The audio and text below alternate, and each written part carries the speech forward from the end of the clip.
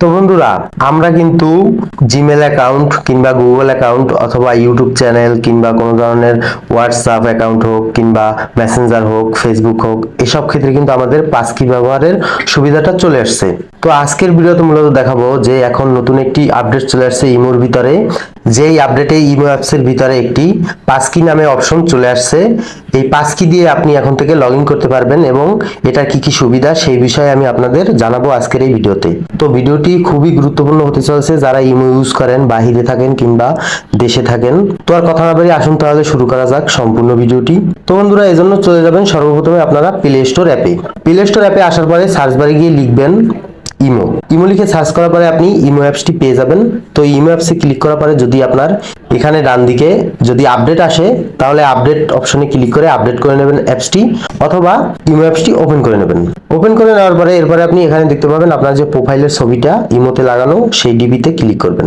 Click করার পরে আপনি এখানে দেখতে পাচ্ছেন একটি অপশন আছে সেটিংস নামে। তো সিম্পলি এই সেটিংস অপশনে ক্লিক করবেন। তো সেটিংস অপশনে ক্লিক করার পরে এরপরে আপনি এখানে দেখতে পাচ্ছেন একটি অপশন আছে অ্যাকাউন্ট অ্যান্ড সিকিউরিটি। তো সিম্পলি এই অপশনে ক্লিক করবেন। ক্লিক করার পরে এখানে দেখতে পাচ্ছেন নতুন একটি অপশন শো করছে পাসকি নামে। তো সিম্পলি আপনি এই পাসকি অপশনে ক্লিক করবেন। এখন এই পাসকি অপশনের যে কাজটি সেটি আমি বলে দিচ্ছি। আপনি যখন কোনো ডিভাইসে, অন্য একটি মোবাইলে বা কোনো ডিভাইসে আপনি যখন লগ ইন করবেন আপনার ইমো অ্যাকাউন্টটি, সেক্ষেত্রে আপনাকে কোনো ধরনের পাসওয়ার্ড দিতে হবে না, শুধুমাত্র আপনার জিমেলটি বসাবেন এবং আপনি আপনার ফিঙ্গারপ্রিন্টটি দিবেন। আপনার যে ইমো অ্যাপসের যত কল ডিটেলস ছিল, যত ধরনের ফোন নাম্বার সেভ করা ছিল, যাদের সাথে ইমো অ্যাপসটি কানেক্ট করা ছিল, সবাইকে আপনি দেখতে পাবেন খুবই সুন্দরভাবে। এবং এটি একটি খুবই মজাদার ফিচার্স যার মাধ্যমে আপনাকে কোনো ধরনের পাসওয়ার্ড ছাড়াই ইমোতে আপনি, কোনো ধরনের ওটিপি ছাড়াই ইমোতে আপনি লগ ইন করতে পারছেন।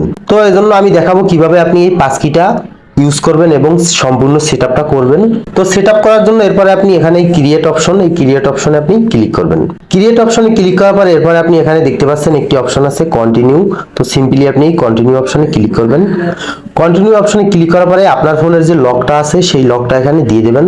তো আমি ফিঙ্গারপ্রিন্টটি দিয়ে দিচ্ছি, আমার ফোনে ফিঙ্গারপ্রিন্ট ছিল। তো দিয়ে দেওয়ার পরে এখন কিন্তু আমার ইমো অ্যাপসের যে পাসকিটা ইনেবল হয়ে গেছে। এখন যদি আমি এই পাসকি অপশনে ক্লিক করি, দেখেন এখানে কিন্তু আমাকে দেখিয়ে দিয়েছে যে একটি ডিভাইসে কানেক্ট আছে, অন্য কোনো ডিভাইসে কানেক্ট নেই। এখন যদি এই ডিভাইসে ক্লিক করি আমি অপশনে, এখন দেখতে পাচ্ছেন কবে আমি কানেক্ট করেছি, কবে করিনি সেই ডিটেলসটা আছে।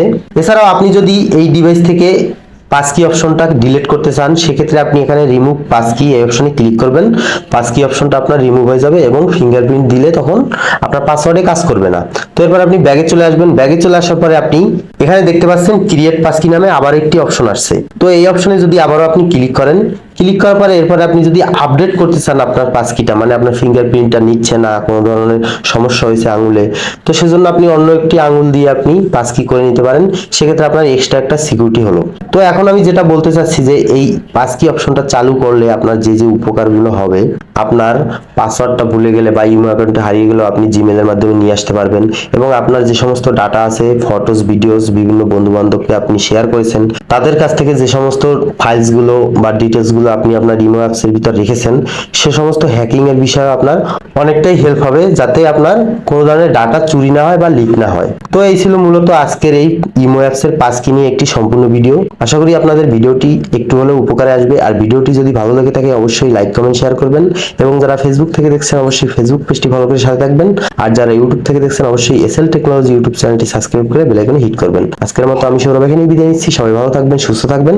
আসসালামু আলাইকুম।